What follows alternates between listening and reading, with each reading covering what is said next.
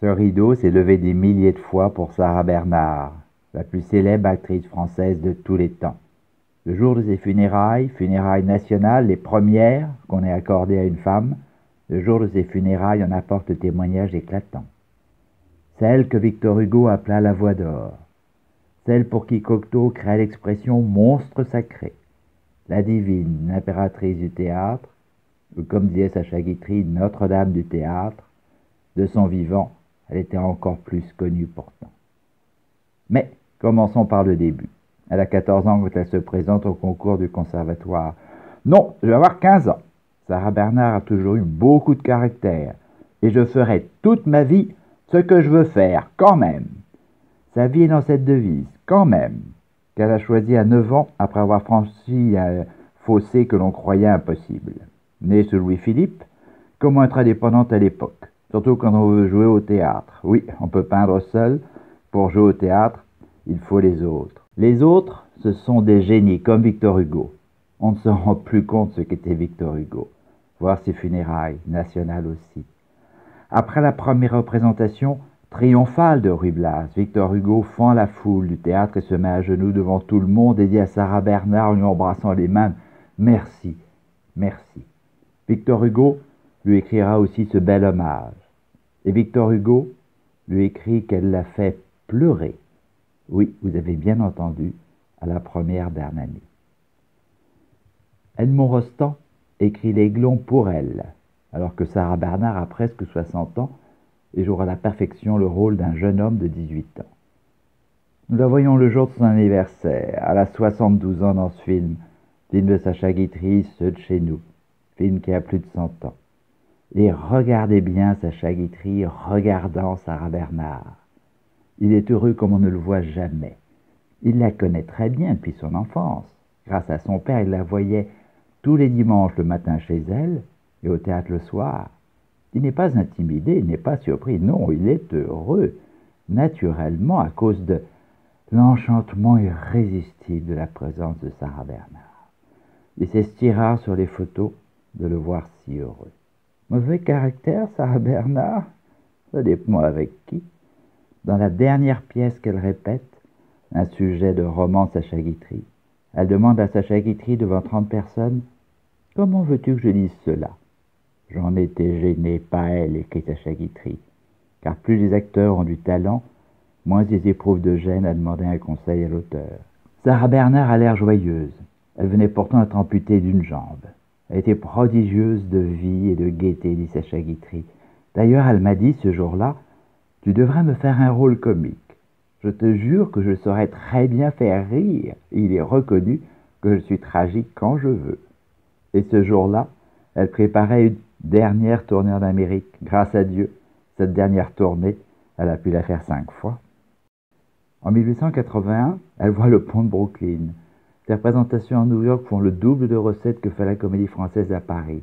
Pour Adam aux Camélias, 17 rappels après le 3e acte, 29 rappels après le 5e acte, 5000 personnes dans la rue, Marseillaise toujours. À Montréal, moins 22 degrés, 10 000 personnes à la gare. Ses admirateurs détellent ses chevaux pour avoir l'honneur de la conduire. Baltimore, 3 voitures pour son train particulier. Philadelphie, Chicago, on le fait visiter un abattage de porc. Horrible vision, dira-t-elle. Puis Nouvelle-Orléans, Nashville, Indianapolis, Toronto, Washington en 7 mois, 157 représentations, 2 600 000 francs or de 1881 de recettes, une fortune. Marseillaise et drapeau français à toutes les fenêtres. Et c'est pareil dans tous les pays. Au Danemark, elle honore ininterrompue de la gare à son hôtel. Elle voit des pétales de roses sur les vagues de son bateau. Elles viennent du bateau d'à côté qui déverse des milliers de roses en son hommage. Mais revenons au début. Conseil de famille, on veut la marier à un beau parti. Elle a bientôt 15 ans. Non, je ne veux pas. Et elle se débat tant que le duc de Morny présent lui trouve le talent de comédie. Il propose qu'elle fasse le conservatoire. Elle a donc 14 ans quand elle se présente au concours du conservatoire. Non, je vais avoir 15 ans. Ah ah, nous y revoilà. Elle aurait bien choisi Phèdre pour le concours, mais son entourage trouva cela choquant. Oui, il faut se battre aussi contre sa famille pour faire du théâtre. Et finalement, c'est Agnès dans l'école des femmes. Elle arrive au conservatoire, où l'attendent déjà une vingtaine de jeunes filles, une quinzaine de jeunes gens, et le monsieur qui fait l'appel des élèves lui demande qu'il lui donne la réplique. Lui indique plusieurs candidats. Non, non, monsieur, je ne veux demander à personne. Je ne connais personne, je ne veux pas. Alors qu'est-ce que vous direz? Je dirais une fable. Il pouffa de rire en écrivant le titre Les deux pigeons. Puis vint son tour, et quand la petite Sarah entre, on lui dit de se placer sur l'estrade, de faire une révérence au jury. Le jury, c'est le directeur du conservatoire de monsieur et une dame. Et elle commence.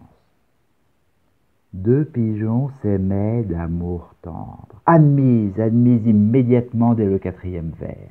Le directeur du conservatoire, M. Aubert, lui proposa même de choisir sur le champ, entre les deux messieurs du jury, lequel serait son professeur. Oui, vous êtes reçu, dit M. Aubert, et je n'ai qu'un regret, c'est que cette jolie voix-là ne soit pas faite pour la musique. Il ne pouvait pas savoir qu'elle chantera au théâtre de la Porte Saint-Martin, et qu'il pouvait alors même imaginer Sarah Bernard avec Feydeau au mariage de Sacha Guitry. Sarah Bernard portait, car n'avait plus qu'une jambe depuis 4 ans, qu'un poumon depuis 50 ans et qu'un rein depuis 30 ans. On ne l'a jamais entendu en parler. Les modèles ne donnent pas des conseils, mais des exemples. Voilà Sarah Bernard avec Feydeau. C'étaient tous les deux les témoins du mariage de Sacha Guitry d'Yvonne Printemps. Sarah Bernard ayant été le témoin de Lucien Guitry 37 ans plus tôt. Mais revenons encore à ses débuts. Entrée au conservatoire, elle est en désaccord avec un professeur sur sa façon de jouer, mais doit faire semblant de lui céder pendant les classes. En revanche, le jour du concours, elle ne suit pas les indications et fait comme elle le sent. Tonnerre d'applaudissements, mais second prix. Second prix comme Lucien Guitry quelques années plus tard, on ne se souvient plus non plus qui a eu le premier prix. Puis on propose à Sarah Bernard de jouer au théâtre du Vaudeville, mais le ministère ne le permet pas. On ne fait rien pour lui faciliter la vie. Sarah Bernard reprend ses cours au conservatoire. Le jour du concours arrive et sa mère la fait coiffer. Sarah Bernard ne supporte pas cette coiffure. J'étais hideux, je pleurais de rage. Arrivée au conservatoire, elle défait tout, mais rata l'examen de tragédie. Alors, remontée comme elle seule, elle obtient le second prix de l'examen de comédie. Un rôle de femme mariée, raisonnable et raisonneuse en plus, alors qu'elle faisait plus jeune que son âge. Mais elle est furieuse d'avoir pas remporté le premier prix et pense à abandonner le théâtre, au point même de penser à retourner au couvent où sa mère l'avait mise en pension, c'est dire. En plus, sa mère veut encore la marier. Elle refuse toujours car elle sait ce qu'elle veut, jouer. Mais la Comédie Française la demande, et comme elle est bien entendu mineure, sa mère qui doit signer le contrat d'engagement. La voilà en ce moment. Et si vous la trouvez belle, vous serez encore plus sous le charme en apprenant que cette photo a plus de 150 ans. À cette époque, ni La Belle et la Haine, ni La vie parisienne d'Offenbach n'avaient été encore écrites. Le Second Empire allait briller de tous ses feux. Dîner chez sa mère le jour même, le soir de son entrée à la Comédie Française, Sarah Bernard en décolleté pour la première fois. Mon Dieu, que j'étais gêné. Dîner avec les habitués de la maison, le duc de Morny, Waleski. Le duc de Morny, demi-frère de l'empereur Napoléon III, sa mère la reine Hortense, sa grand-mère Joséphine de Beauharnais, le comte Waleski, fils de Napoléon Ier, Morny et Waleski tout l'Empire, et Rossini. Rossini qui lui demande de dire des vers et qui improvise un air pour elle. Le lendemain, répétition sur scène à la Comédie Française. Seul pour la première fois sur scène, salle non éclairée. Mon imagination, nerveuse et perpétuellement évocatrice, voyait les ombres illustres sur la scène s'avancer, tendre la main. Je mis mes 2 mains sur mes yeux et restai sans bouger. « Êtes-vous souffrante ?»« Non, non, merci. Un éblouissement, cher monsieur. » La voix du régisseur avait chassé les spectres. Il y a eu des critiques sur son jeu au français. Oui, les critiques se trompaient déjà. Et un ne sait rien qui décide d'une vie, décida certainement de la mienne. Et si elle n'a pas dit un je ne sais quoi, comme disait Corneille, c'est parce que c'est suite à une paire de gifles qu'elle partit de la Comédie Française. Paire de gifles qu'elle donna à une sociétaire, bien sûr. C'est la première fois qu'elle partait de la Comédie Française. Elle en a démissionné encore quelques années plus tard, mais n'allons pas si vite. Le théâtre du Gymnase la demande et lors du premier rendez-vous, le directeur lui donne son contrat et lui demande de lui rapporter signé par sa mère. « Je suis émancipé et ma signature est valable. »« Ah bon, en voilà une folie émancipée, une mauvaise tête comme ça. Ce n'est vraiment pas un service que vos parents vous ont rendu. » J'allais lui répondre que ce que faisaient mes parents ne le regardait pas, mais je me contins. Pour que Sarah Bernhardt le mentionne dans ses mémoires, c'est vraiment qu'elle a fait un effort surhumain. Car voilà comment on traitait les femmes au XIXe siècle et contre quoi devait se battre Sarah Bernhardt. On lui avait promis de grands rôles, et elle trouve le rôle insignifiant et la pièce stupide, donc elle part. Elle n'a plus de travail, mais va au théâtre voir les pièces. Et allant prendre des places à 5 heures pour aller voir une pièce le soir même, au théâtre de la Porte Saint-Martin, on lui demande de jouer le soir même. Oui, de jouer le rôle principal, le rôle de la princesse dans La Biche au bois. C'était le rôle normalement joué par Mademoiselle de Bay, première artiste de l'Odéon, au théâtre impérial. On est toujours sous le Second Empire. Sarah Bernhardt admet qu'elle a une mémoire extraordinaire puisqu'elle apprend le rôle en quelques minutes. Enfant, elle savait toutes les fables de La Fontaine et pouvait même les dire ligne par ligne en partant de la fin par jeu. En plus, le rôle est chanté. Alors on fait venir une répétitrice pour les duos, car Sarah Bernhardt allait chanter ce que pouvait prévoir M. Aubert avec la première artiste de l'opéra comique. C'est un tel succès que l'on propose à Sarah Bernhardt à la fin de la représentation un engagement de 3 ans. Et Sarah Bernhardt demande à réfléchir. Elle passe en effet une audition au théâtre de l'Ambigu. Sarah Bernhardt raconte « Mon enfant, me dit le brave et stupide directeur, mon enfant, vous n'avez rien pour le théâtre. Oui, voilà ce que j'ai entendu. Je ne raconte cette anecdote que pour ceux et celles qui ont vraiment le feu sacré ne se découragent jamais. Ce même directeur, 20 ans après, lui demanda de faire un gala de bienfaisance à son bénéfice car il était ruiné. Elle accepta car elle était généreuse. Je ne sais pas s'il se souvenait de notre première entrevue et de mon audition, mais moi je m'en souvenais bien. Je n'avais qu'un désir, c'est qu'il ne s'en souvint pas. Au moment de signer à l'Odéon, le co-directeur n'est visiblement pas un génie lui non plus, car il lui dit que c'est à cause de l'autre directeur qu'il l'engage, car moi, pour rien au monde, je ne vous aurais engagé. Ma foi, monsieur, signer avec vous, je n'aurais pas signé, nous sommes donc quittes. Elle a bien raison de ne pas se laisser faire, c'est un exemple pour beaucoup, et pas seulement dans le monde du théâtre. Sarah Bernhardt est la coqueluche du public, les étudiants surtout, et remporte des succès incroyables à l'Odéon. Elle joue pourtant des rôles de femmes de 35 ans, elle en a 21, et en paraît 17. Elle dira des répétitions. Dans cette usine sombre dans laquelle, joyeux lapidaires, nous taillions les pierres précieuses fournies par les poètes. Scandale à l'Odéon. Pour une fois, ce n'est pas à cause de Sarah Bernhardt, mais d'Alexandre Dumas, le père présent dans la salle. Tollé, apparaît Sarah Bernhardt. Silence. Elle est ovationnée d'une façon extraordinaire après les tirades de Kean. Sa voix chaude, cette voix étonnante, émeut le public. Elle l'avait domptée comme une petite Orphée, ira-t-on dans la presse le lendemain. Alexandre Dumas, fils, donnera à Sarah Bernhardt la lettre qu'il a écrite à la vraie dame aux camélias. Oui, c'est une vraie histoire, en hommage des représentations où Sarah Bernhardt l'avait fait revivre. Elle fait jouer Le Passant de Copé, Triomphe. Elle y joue le rôle d'un jeune homme. Elle était timide. En parlant de François Copé, elle écrira « Lui aussi, sa voix tremblait car elle était plus timide que moi. J'ai toujours eu de tout temps, et maintenant encore, un trac fou, surtout quand je sais qu'on attend beaucoup de moi. » Sarah Bernhardt obtient un tel succès qu'elle va même jouer Le Passant de Copé aux Tuileries, devant Napoléon III.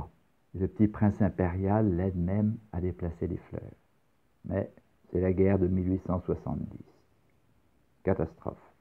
Elle rentre à Paris et installe un hôpital où, à l'Odéon pendant 5 mois. Il y habite, soigne ses 300 malades en tout. Elle a 24 ans pendant le siège sous les bombes allemandes qui tombent sur l'Odéon, et elle va sur le champ de bataille sauver les survivants. L'horrible et dantesque souvenir, dit-elle. Oui, Sarah Bernhardt a connu cela aussi. Mais elle s'inquiète pour son fils et sa mère, ses sœurs. Elle vient d'apprendre qu'ils sont à Hambourg. L'armistice est signé et elle décide de les rejoindre avec l'institutrice de son fils. 2 jeunes femmes seules qui avaient l'air de gamines. Le voyage est dangereux.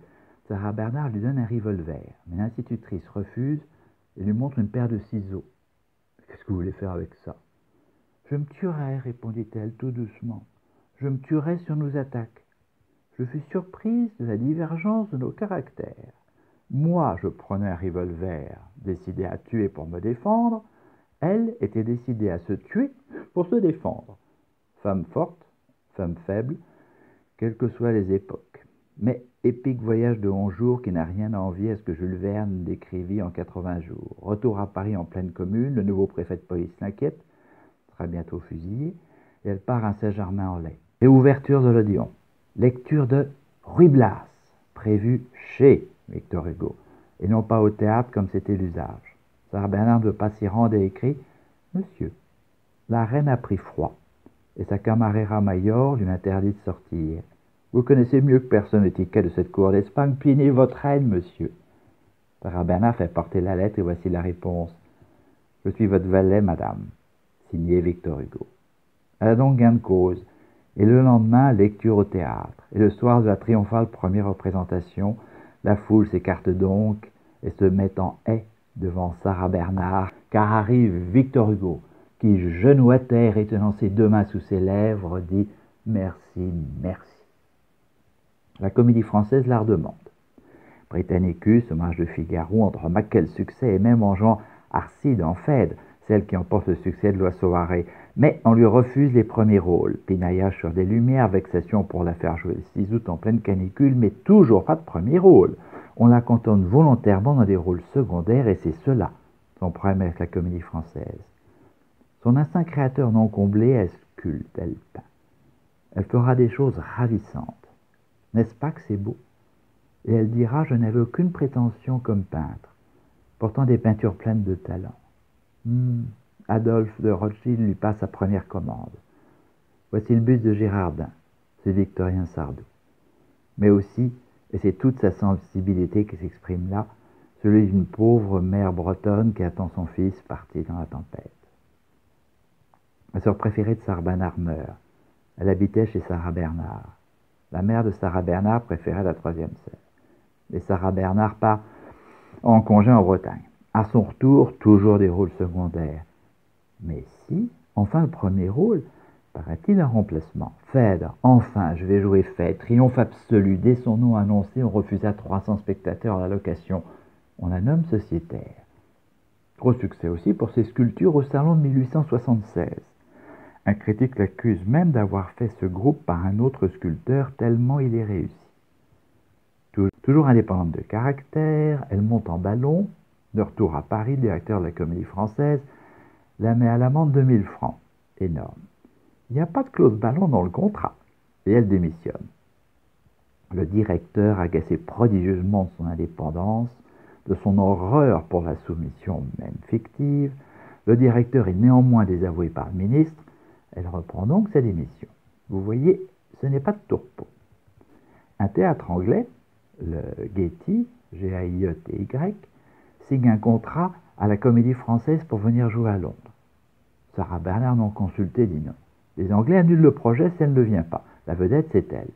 Et Sarah Bernhardt accepte de jouer. Les jours où elle ne joue pas, elle jouera pour des représentations privées organisées par l'impresario M. Jarret. Elle lui avait refusé une tournée aux États-Unis, et profitant du séjour à Londres, alors là, d'accord.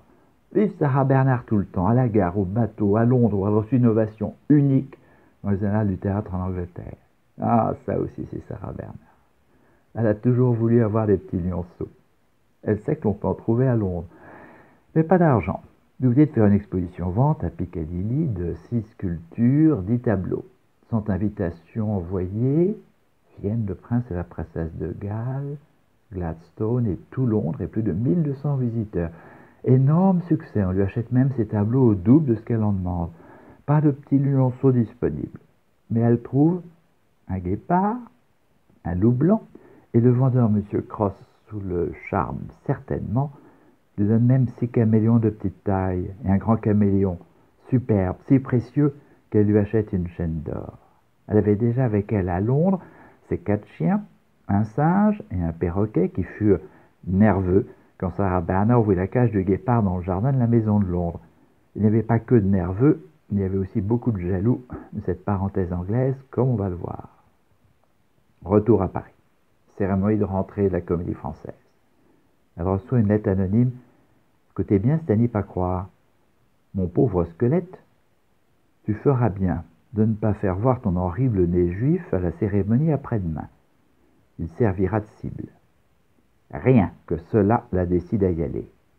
Et sur scène, elle décide de s'avancer seule et loin de recevoir les projectiles promis, elle est follement acclamée par le public. Le public l'adore, mais beaucoup de jalousie nous le reproche son goût pour la réclame. Et quand on pense que mon premier titre à la réclame a été mon extraordinaire maigreur et ma fragile santé. J'avais à peine débuté que les épigrammes, les calembours, les jeux de mots, les caricatures s'en donnèrent à cœur joie. Était-ce vraiment pour faire de la réclame que j'étais si mince, si menu, si faible? Que je passais 6 mois dans mon lit écrasé par la maladie? En plus, maintenant, elle s'est fait construire une maison à Paris, décorée selon son goût, à l'avant-garde de l'époque, avec ses animaux, son atelier de peinture et de sculpture, son goût pour faire ce qu'elle veut.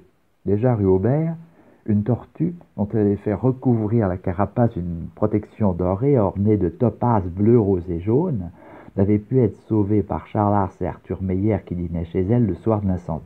Elle adore les animaux, les papillons, elle déteste la viande. Après d'autres tournées mondiales, elle fera l'acquisition d'un koala, un walabi et un opossum. Elle a toujours été attaquée sur son physique. J'allais le dire qu'on n'avait rien à dire sur son talent, mais certains ont eu la bêtise de le nier, ce talent indiscutable. Après ses lettres anonymes à la Comédie Française, c'est trop. Elle donne encore une fois sa démission, et pour que cette fois elle ne puisse pas être discutée, elle l'envoie aux journaux qui la publient au moment où la Comédie Française la reçoit. Condamné en justice à verser une somme énorme pour sa démission, l'impresario Jarrette revient à la charge pour faire une tournée aux États-Unis dont l'avance lui permet de payer le débit. Avant le départ, tournée triomphale en Belgique, Danemark, où lors d'un banquet où le ministre de Prusse invite à boire à la France, de quoi se mêle-t-il? Souvenons-nous que l'Alsace-Lorraine nous avait été arrachée après la défaite de 1870. Elle le coupe et s'écrie « Soit, buvons à la France, mais à la France tout entière, monsieur le ministre de Prusse. » Ce fut une traînée de poudre et l'orchestre de la cour fit éclater la Marseillaise. Marseillaise que l'on entendra partout dans les arrivées de Sarah Bernard, avec les drapeaux français aux fenêtres. On commence à mieux comprendre ses funérailles nationales. Il reste un mois avant son départ aux États-Unis, tournée triomphale dans toute la France, dans son cher pays, et 3 jours avant son départ, le théâtre du Vaudeville lui propose même un pont d'or, mais elle doit partir. Quand elle revient de sa première tournée triomphale, elle en fera une dizaine, tous les hommages seront là. Sa première représentation en France, elle la donnera bénévolement pour l'association des sauveteurs du Havre. Souvenons-nous de sa statue. Quand Lucien Guitry rentre de ses tournées en Russie, lui aussi pour payer les lits de la Comédie Française, lui aussi entré au conservatoire à 15 ans, c'est Sarah Bernard qui l'accueille au Théâtre de la Renaissance, que dirige alors Sarah Bernard, qui dit « Lucien Guitry est le premier artiste de la scène française car c'est un admirable comédien, doublé d'un artiste, ce qui est fort rare. » Et voilà réunis sur cette photographie, prise le jour du mariage de Sacha Guitry et Yvonne Printemps. On voit Sacha Guitry avec le même sourire que dans le film, mais là, le bonheur, c'est Yvonne Printemps et aussi la présence de son père et de Sarah Bernard. Sarah Bernard qui l'appelait sa seconde mère, en plus que Sacha Guitry avait perdu sa mère enfant. La dernière pièce que devait jouer Sarah Bernard avec Lucien Guitry a pour titre un sujet de roman de Sacha Guitry. Sarah Bernard et Lucien Guitry sur scène. Quel souvenir que la dernière répétition de cette pièce. Elle avait à dire au dernier acte une longue tirade à laquelle il devait répondre par une autre tirade. Elle la répéta ce jour-là comme jamais encore elle ne l'avait fait, sans un défaut de mémoire, dans un mouvement terrible, saccadé, magnifique, déchirant. Il était assis en face d'elle, son chapeau descendu sur les yeux. Et quand elle eut fini, au lieu de lui répondre, il lui tendit la main par-dessus la table et dit « Un instant », car il pleurait. Il pleurait comme Victor Hugo avait pleuré, comme le monde entier avait pleuré et ovationné Sarah Bernard. Et nous pouvons pleurer, car cette répétition avec Lucien Guitry, c'était la dernière fois que Sarah Bernard montait sur une scène de théâtre. Le soir de la Générale, Sarah Bernard est au plus mal et ne peut jouer. Alitée, elle demande qu'on lui dise quand la pièce commence pour pouvoir dire les répliques de son lit. C'est ça l'amour du théâtre. Grâce à Sacha Guitry, Yvonne Printemps a bien connu aussi Sarah Bernard. Et dans 3 valses apparaît le personnage de Sarah Bernard. Et Albert Wilmetz fera dire alors à Yvonne Printemps « Oh Sarah !» Et lorsqu'un monsieur met sur le même pied le prince de Galles et Sarah Bernard, le régisseur du théâtre choqué dit « Voyons, ce qui est important c'est Sarah Bernard, Madame Sarah Bernard, la plus grande actrice de Paris. » Sarah Bernard crée l'Organisation 60 ans après que Musset l'ait écrit. Oui, l'Organisation n'avait jamais été jouée encore. Elle était une amie de George Sand. Il est doux d'imaginer que cela facilitait le choix. Sarah Bernard a répété l'aiglon en costume de l'Organisation, rôle d'homme plus confortable.